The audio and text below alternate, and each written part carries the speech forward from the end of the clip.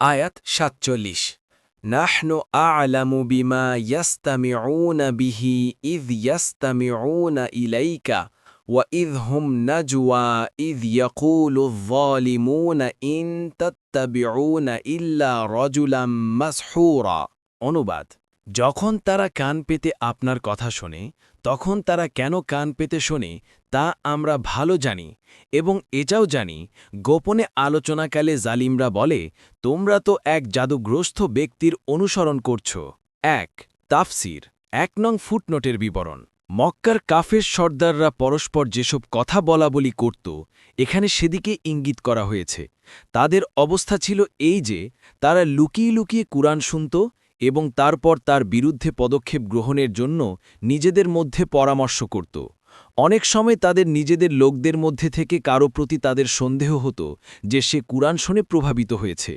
তাই তারা সবাই মিলে তাকে এ বলে বুঝাত যে, ভাই, এ তুমি কার ধোকায় পড়ে গেলে? এ তো একজন জাদুগ্রস্ত ব্যক্তি, অর্থাৎ কোনো শত্রু এর উপর জাদু করে দিয়েছে, তাই তো প্ররোচনামূলক কথা বলে চলছে। ইবন কাসির